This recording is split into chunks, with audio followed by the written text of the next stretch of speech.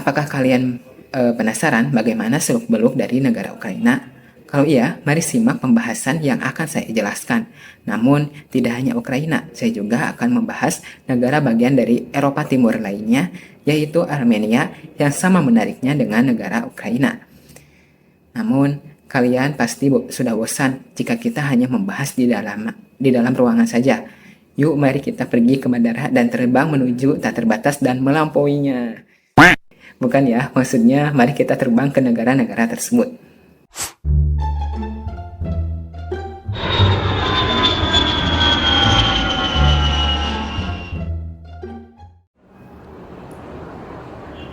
Wah, akhirnya kita sudah sampai nih di salah satu bandara di negara Ukraina. Namun, sebelum lebih jauh membahas mengenai kondisi sosial di Ukraina, mari kita menjelajah terlebih dahulu bagaimana kondisi geografis di negara ini. Ukraina merupakan salah satu negara di region Eropa Timur dan merupakan negara luas wilayah terbesar kedua di region Eropa Timur, yakni setelah Rusia dengan total luas wilayahnya sebesar 603.550 km persegi. Negara ini berbatasan langsung dengan negara Rusia dan Belarus di utara, Polandia, Slovakia, dan Hungaria di barat, Rumania, Moldova, dan Laut Hitam di selatan, serta Rusia di timurnya. Secara astronomis, letak negara Ukraina berada di antara 44 derajat sampai 53 derajat lintang utara dan 22 derajat hingga 41 derajat bujur timur. Di tengah-tengah wilayahnya terdapat Sungai Dnieper yang merupakan sungai terpanjang ketiga di Eropa, yakni 2.285 km persegi yang mengalir dari barat laut menuju ke tenggara yang bermuara di Laut Hitam. Sungai ini juga merupakan sumber air utama bagi kehidupan masyarakat Ukraina, seperti untuk kebutuhan air akan pertanian, industri, rumah tangga, dan lainnya, serta merupakan prasarana transportasi air yang sangat penting, salah satunya di sektor perdagangan, seperti video bapak-bapak kurir makanan ini.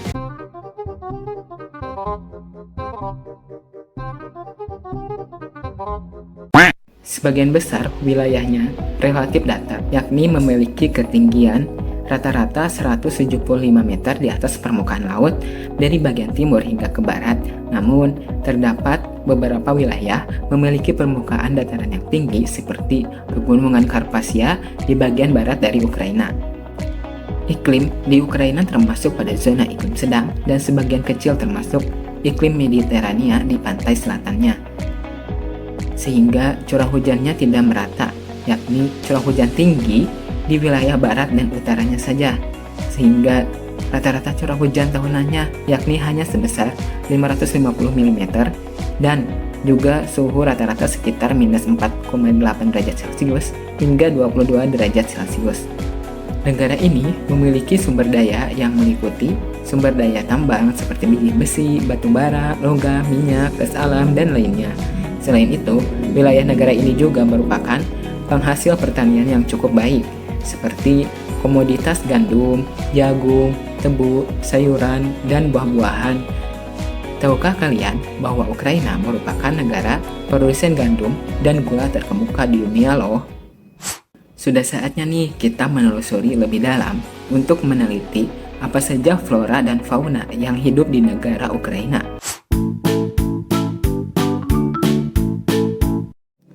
Ukraina memiliki 3 zona vegetasi alami utama, yaitu Polisia atau hutan dan rawa, lalu ada hutan stepa, dan stepa. Nah, di sini kita menemukan pohon willow, oak, chestnut, dan tumbuhan khas lainnya yang tumbuh di kebanyakan daerah dataran Eropa. Selain itu, fauna di negara Ukraina sangat beragam, yakni terdapat 350 spesies burung, lebih dari 100 spesies mamalia, dan lebih dari 200 spesies ikan serta jenis lainnya. Bisa kita lihat, di sini terdapat jerboa, yaitu sejenis hewan pengerat, lalu ada elk, sejenis rusa yang memiliki tubuh besar, lalu ada mouflon atau kambing gunung, dan serigala. Tunggu. Kabur. Akhirnya kita bisa kabur dari kejaran serigala tadi. Ngomong-ngomong, kita sudah sampai nih di wilayah perkotaannya. Kalau begitu, mari kita melanjutkan tur tadi ya, dan membahas lebih mendalam mengenai kondisi sosialnya. Seperti yang kita ketahui, ibu kota negara dari negara Ukraina adalah Kyiv. Aduh, sulit sekali ya. Mbak Google tolong dibantu dong. Kiev. Terima kasih Mbak. Ukraina terbagi menjadi 24 oblast atau provinsi, 1 kota otonom, serta 2 republik otonom, Crimea dan Sevastopol. Ada fakta menarik terkait wilayah Crimea, yakni pada tahun 2014, Rusia menduduki dan menganeksasi Crimea dengan sebuah referendum yang dianggap kontroversial oleh negara-negara barat dan Ukraina sendiri, sehingga sampai sekarang status politiknya tidak jelas, karena secara de jure, wilayah Crimea masih dianggap termasuk ke dalam wilayah negara Ukraina. Akan tetapi, secara de facto, hasil dari referendum menyatakan bahwa masyarakat yang ada di Crimea dominan menginginkan masuk ke negara Rusia. Ngomong-ngomong soal politik, sistem pemerintahan di negara Ukraina yakni republik semi-presidensial, yaitu badan eksekutifnya dikepalai oleh presiden, sedangkan kepala pemerintahannya dikepalai oleh perdana menteri. Sejarah pembentukan negara Ukraina sangatlah panjang, akan tetapi bermula pada abad ke-9 dan ke-10, Ukraina dikenal sebagai Kievan Rus, yakni merupakan ibu kota dan pusat kekuasaan di wilayah Eropa Timur. Sejarah ini terus berlanjut sampai runtuhnya Uni Soviet pada tahun 1991, yang pada akhirnya Ukraina berhasil mendeklarasikan kemerdekaannya sendiri. Bendera Ukraina berbentuk persegi panjang, yakni terdiri dari 2 garis horizontal yang berwarna biru di atasnya melambangkan langit Ukraina, dan berwarna kuning pada bagian bawahnya yang melambangkan ladang gandum yang subur. Sementara itu, lambang negaranya adalah sebuah trisula dengan 3 gigi taring yang melambangkan kekuatan, kedaulatan, dan kemerdekaan. Mari kita lebih dalam menggali tentang aspek demografi masyarakat Ukraina. Etnis dominan yang terdapat di negara Ukraina adalah etnis Ukraina dan etnis Rusia. Agama yang dominan adalah Ortodoks Ukraina dan Katolik Ukraina. Bahasa resmi negara Ukraina adalah bahasa Ukraina. Akan tetapi, fakta menarik adalah bahasa Ukraina mirip dengan bahasa Rusia. Hal ini tentu erat kaitannya dengan faktor sejarah, sehingga bahasa Rusia menjadi bahasa terbesar kedua yang digunakan di Ukraina. Sampai saat ini, penggunaan bahasa Rusia di Ukraina menjadi polemik setelah peristiwa konflik invasi Rusia dari tahun 2022 yang lalu. Jumlah penduduk negara Ukraina adalah 43.306.477 jiwa pada tahun 2023, dengan penduduk berjenis kelamin laki-laki sekitar 46,4% dan penduduk berjenis kelamin perempuan sebanyak 53,6%. Lalu, indeks pembangunan manusia atau HDI sebesar 0,773 per tahun 2021, yang membuatnya masuk ke dalam kategori tinggi. Sudah saatnya kita membahas indikator kuantitatif untuk membandingkan apakah negara Ukraina termasuk ke dalam negara maju atau tidak. Mari simak diagram berikut yang sudah saya buatkan. Yakni yang pertama, indikator pendapatan per kapita. Negara maju memiliki pendapatan per kapita lebih dari 27.790 US dollar, sedangkan negara Ukraina hanya memiliki pendapatan per kapita sekitar 10.700 US dollar saja. Hal ini menunjukkan bahwa negara Ukraina bukan termasuk ke dalam negara maju atau masih negara berkembang dari segi pendapatan per kapitanya. Yang kedua, yakni indikator pertumbuhan penduduk. Sebuah negara dapat dikatakan sebagai negara maju bila pertumbuhan penduduknya berada di bawah 0,1%. Sementara itu, negara Ukraina pertumbuhan penduduknya mencapai 2,33%.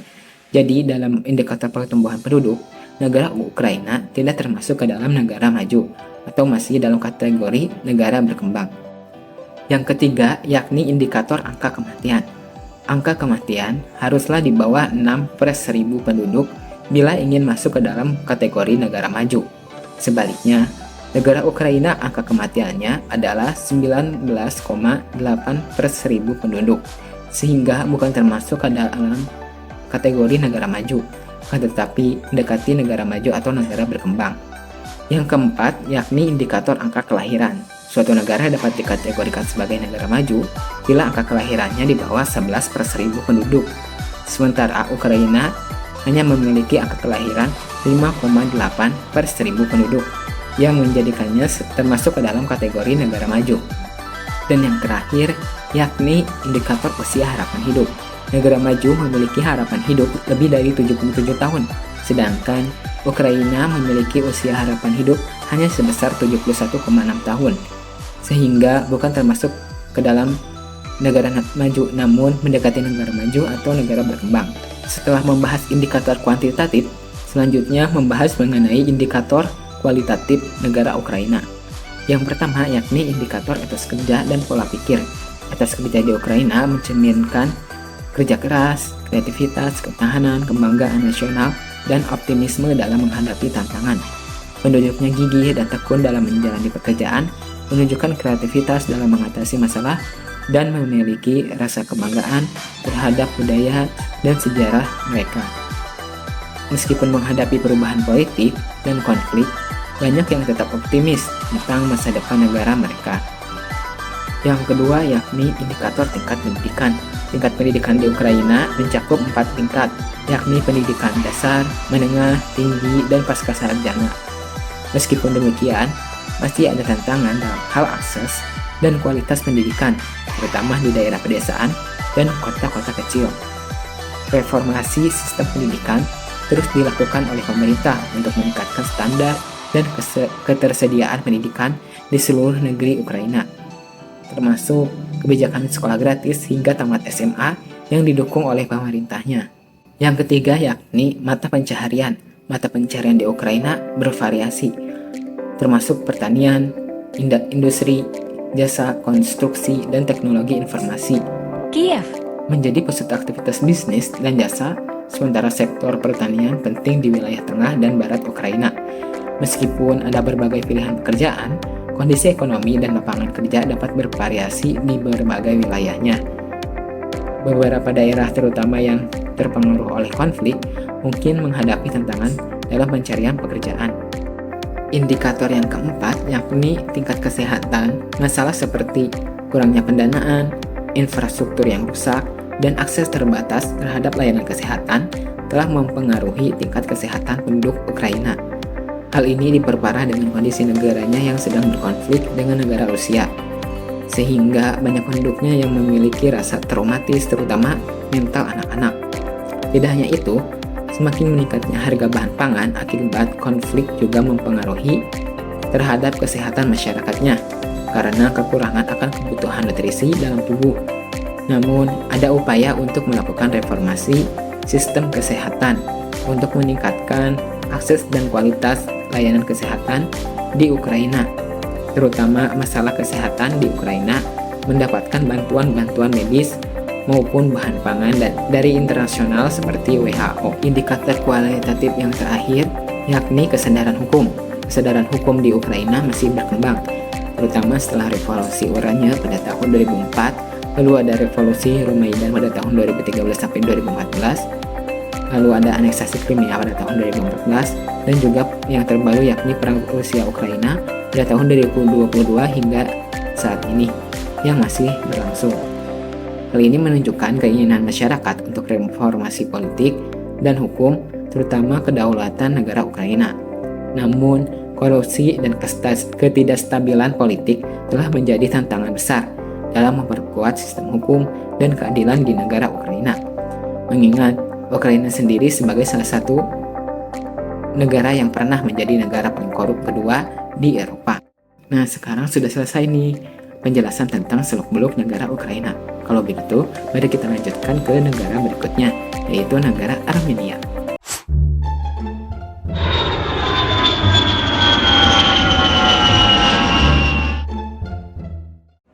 Nah, teman-teman, selamat datang di Armenia. Seperti halnya pembahasan di Ukraina tadi, untuk sekarang, mari kita juga membahas terlebih dahulu bagaimana kondisi geografis di Armenia. Mari ikuti terus jalan-jalan ini ya. Armenia merupakan salah satu negara yang berada di Kaukasus Selatan atau disebut negara Republik Transkaukasia saat era Uni Soviet, karena wilayahnya terpisah dari Rusia oleh pegunungan Kaukasus. Armenia adalah salah satu negara yang tergolong unik, yaitu secara geografis berada di benua Asia bagian barat, tetapi secara sosial, politik, budaya, dan ekonomi condong ke negara Eropa. Armenia mempunyai luas wilayah sekitar 29.743 km persegi. Secara letak administratif, Armenia berbatasan langsung dengan Georgia di sebelah utara, Azerbaijan di sebelah timur, Iran di sebelah selatan, dan Turki di sebelah baratnya. Secara astronomis, letak wilayah Armenia berada di antara 38 derajat sampai 42 derajat lintang utara, serta garis 43 derajat sampai 47 derajat bujur timur. Di antara keindahan alamnya terdapat Danau Sepan, yaitu salah satu aset alami paling menonjol di negara tersebut. Danau Sepan memiliki luas wilayah sekitar 1.242 km persegi, membuatnya menjadi salah satu danau terbesar di kawasan Kaukasus. Jika kita membandingkan luas Danau Sepan dengan luas total wilayah Armenia, maka Danau Sepan mencakup sekitar 4,17% dari luas total negara tersebut. Atau jika kita menutupi permukaan Danau Sepan dengan uang 271 triliun rupiah, maka kita dapat menumpuk uang pecahan 100.000 rupiahnya sebanyak 2 kali loh. Secara geologis, wilayah Armenia relatif tidak stabil dan dikelilingi oleh pegunungan, salah satunya adalah Gunung Ararat. Gunung Ararat juga merupakan salah satu gunung yang dihormati oleh masyarakat Armenia. Sebagian besar permukaan wilayahnya relatif tinggi, tentunya tidak setinggi harapan orang tuamu.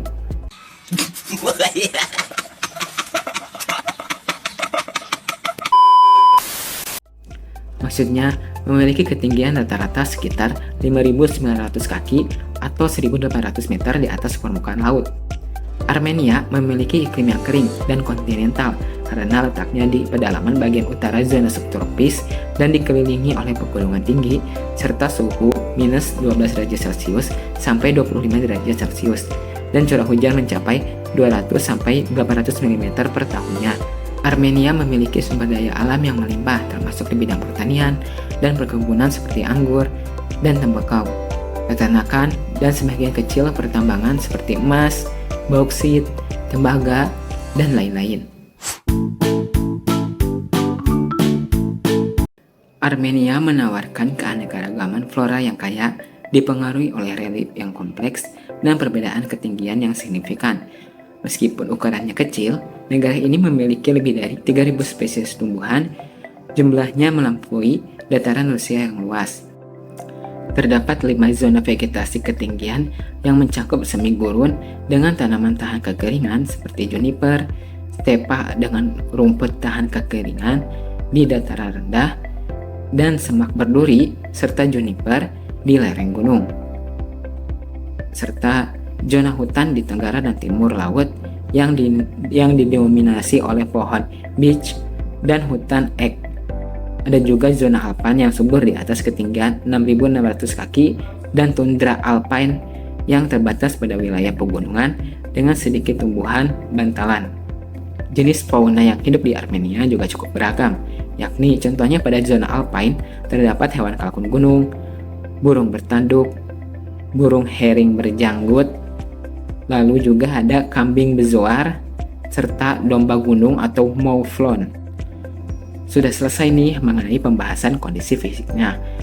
Kalau begitu, mari kita lanjutkan pembahasannya ke kondisi sosialnya. Berdasarkan pembagian wilayahnya, Armenia menjadi 11 provinsi atau oblast, termasuk wilayah ibu kota negara yaitu Yerevan. Oke, ini mudah. Sekali lagi, terima kasih Mbak Google. Yerevan terkenal dengan arsitektur batunya yang berwarna merah muda, yang memberi kota ini julukan sebagai kota batu merah. Kita pasti tahu warna merah muda itu pasti bukan berasal dari si arsitek yang sedang kasmaran kan? Masih ingatkah kalian pada pembahasan tentang kondisi fisik yakni lokasi Armenia yang strategis dikelilingi oleh pegunungan? Nah, hal tersebutlah yang mendasari material infrastruktur di kota ini. Yakni batu ini dikenal sebagai batu tufa, merupakan jenis batu vulkanik yang berasal dari wilayah sekitar Yerevan. Warna merah muda dari batu ini memberi Yerevan ciri khas yang unik dan banyak bangunan bersejarah di kota ini dibangun menggunakan batu tufa vulkanik ini. Ada fakta menarik lainnya mengenai Armenia, yakni konflik negara Armenia dan negara tetangganya yaitu Azerbaijan, terutama terkait dengan wilayah yang bergolak, yakni Nagorno-Karabakh, yang secara resmi merupakan bagian dari Azerbaijan, tetapi dikelola secara de facto oleh otoritas yang dikuasai oleh etnis Armenia. Meskipun terjadi gencatan senjata setelah perang Nagorno-Karabakh pada tahun 1990-an, bentrokan bersenjata terus berlangsung di sepanjang perbatasan antara kedua negara ini.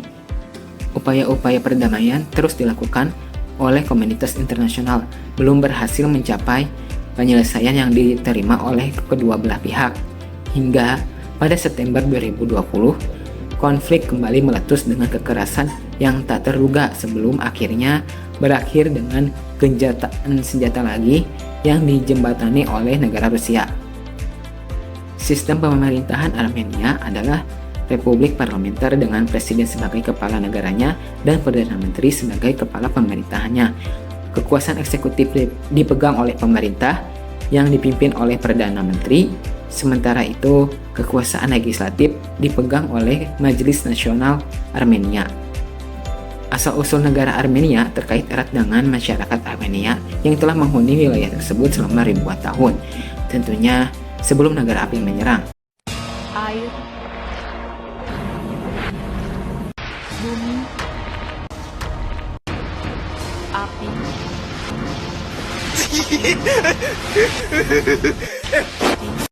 udara. Zaman dulu semua negara hidup dalam perdamaian. Kemudian semua berubah saat negara api menyerang. Armenia menjadi kerajaan pertama yang mengadopsi agama Kristen pada tahun 301 Masehi di bawah pemerintahan Raja Tridates III. Sejak itu, Armenia sering menjadi medan perang di antara kekuatan-kekuatan besar di timur dan barat. Setelah jatuhnya Kekaisaran Ottoman selama Perang Dunia I, Armenia memperoleh kemerdekaan singkat, yakni pada tahun 1918, sebelum menjadi bagian dari Uni Soviet pada tahun 1920. Setelah runtuhnya Uni Soviet pada tahun 1991, Armenia kembali mendeklarasikan kemerdekaannya dan berupaya membangun masa depan yang lebih cerah. Bendera Armenia memiliki bentuk persegi panjang dengan 3 pita horizontal yang sama lebarnya, dengan urutan warna merah di bagian atas, biru di tengah, dan oranye di bagian bawahnya. Penafsiran tentang makna warna tersebut mengikuti simbolisme sejarah, yakni warna merah mewakili darah yang ditumpahkan oleh orang Armenia selama genosida Armenia 1914 sampai 1923. Biru mewakili langit murni di Armenia dan oranye melambangkan keberanian bangsa. Sedangkan untuk lambang negaranya yakni elang dan singa yang memiliki makna kekuatan, keberanian, dan kemuliaan serta terdapat perisai di antaranya dan memiliki beberapa komponen di dalamnya yang memiliki makna tersendiri. Berikutnya, mari kita eksplorasi lebih jauh tentang demografi penduduk Armenia. Etnis mayoritas yang terdapat di negara ini adalah etnis Armenia. Mayoritas penduduknya beragama Kristen atau sering mengidentifikasi diri dengan sebutan orang Ortodoks Armenia. Bahasa resmi negara Armenia tentunya bukan bahasa Indonesia, akan tetapi bahasa Armenia yang digunakan oleh 97% penduduknya. Total jumlah penduduk negara Armenia adalah sebanyak 2.989.091 jiwa pada tahun 2023, yakni lebih sedikit 20 kali lipat dibandingkan penduduk dari negara Ukraina. Lalu indeks pembangunan Indonesia-nya sebesar 0,759 pada tahun 2021 yang membuatnya masuk ke dalam kategori tinggi. Serta struktur umur penduduknya, yakni penduduk usia 0-14 tahun sekitar 17,98%, lalu penduduk usia 15-64 tahun sekitar 67,53%, dan 65 tahun ke atas sekitar 14,49%. Sehingga rasio angka beban ketergantungannya adalah setiap 100 penduduk usia kerja harus memikul tanggung jawab untuk memberikan dukungan bagi sekitar 51 penduduk yang tidak bekerja, sama dengan negara Ukraina. Sekarang, saatnya kita lebih serius dalam mempelajari negara ini dan melihat indikator kuantitatif untuk membandingkan apakah negara Armenia dapat dianggap sebagai negara maju. Kalau begitu, ayo kita lihat diagram yang sudah saya siapkan. Indikator kuantitatif pertama, yakni indikator pendapatan per kapita. Negara maju memiliki pendapatan per kapita lebih dari 27.790 US dollar, sedangkan Armenia hanya memiliki pendapatan per kapita sekitar 14.200 US dollar saja. Hal ini menunjukkan bahwa Armenia bukan termasuk negara maju, melainkan masih dalam kategori negara berkembang. Kedua, dalam indikator pertumbuhan penduduk, negara dianggap maju bila pertumbuhan penduduknya berada di bawah 0,1%. Sementara itu, negara Armenia memiliki pertumbuhan penduduk hanya sebesar minus 0,4%, sehingga menjadikannya masih dalam kategori negara maju dari segi pertumbuhan penduduknya. Ketiga, dalam indikator angka kematian, sebuah negara dapat dianggap sebagai negara maju bila angka kematiannya di bawah 6 per 1000 penduduk, sedangkan Armenia memiliki angka kematian sebesar 9,5 per 1000 penduduk, sehingga meskipun tidak termasuk negara maju atau hanya mendekati kriteria negara maju, atau bisa disebut juga sebagai negara berkembang. Keempat, dalam indikator angka kelahiran, suatu negara dianggap sebagai negara maju bila angka kelahirannya di bawah 11 per 1000 penduduk. Sementara itu, Armenia memiliki angka kelahiran hanya sebesar 10,8 per 1000 penduduk, menjadikannya termasuk ke dalam negara maju. Terakhir, dalam indikator usia harapan hidup, negara maju memiliki usia harapan hidup lebih dari 77 tahun, sedangkan Armenia memiliki usia harapan hidup sebesar 72 tahun, sehingga tidak termasuk ke dalam negara maju, namun mendekati kriteria negara maju atau masih negara berkembang. Setelah membahas indikator kuantitatif, kita akan melanjutkan dengan membahas indikator kualitatif negara Armenia. Di Armenia terdapat semangat kerja keras, ketahanan, dan kebanggaan nasional yang kuat. Masyarakatnya cenderung gigih dan tekun dalam menjalani pekerjaan mereka, seringkali menunjukkan kreativitas dalam menghadapi sebuah tantangan. Mereka juga memiliki rasa kebanggaan yang besar terhadap budaya dan sejarah mereka. Meskipun sering dihadapkan pada perubahan politik dan kondisi ekonomi yang sulit, banyak warga negara Armenia yang tetap optimis tentang masa depan negara mereka dan berusaha untuk membangunnya kembali. Tingkat pendidikan di Armenia relatif tinggi dengan sistem pendidikan yang mencakup 4 tingkat: pendidikan dasar, menengah, tinggi, dan pendidikan pascasarjana. Pendidikan umum gratis dan wajib hingga usia 16 tahun.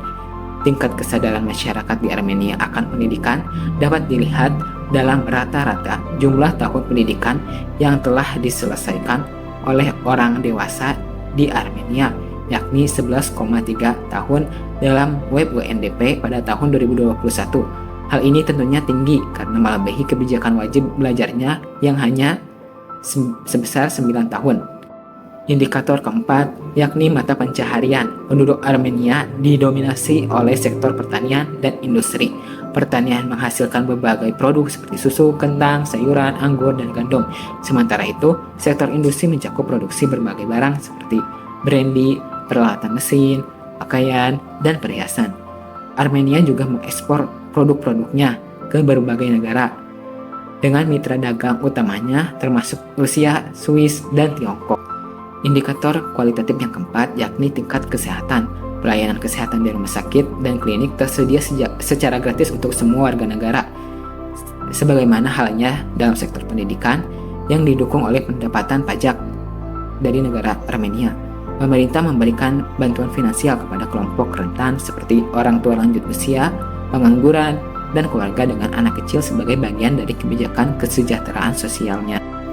Terakhir, terakhir, di Armenia, kesadaran hukum memainkan peran penting dalam membantu pemahaman masyarakat tentang hak, tanggung jawab, dan sistem hukum di negara tersebut.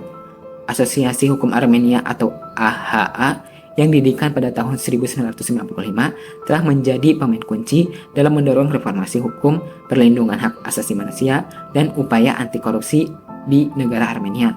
Asosiasi Hukum Armenia atau AHA ini menyediakan layanan hukum secara gratis, melatih para profesional, dan memiliki cabang regional di seluruh negara untuk membantu masyarakatnya yang hidup di luar negeri. Dengan itu, kita telah menjelajahi negara Ukraina dan Armenia, yakni dua negara yang menarik dengan cerita yang kaya.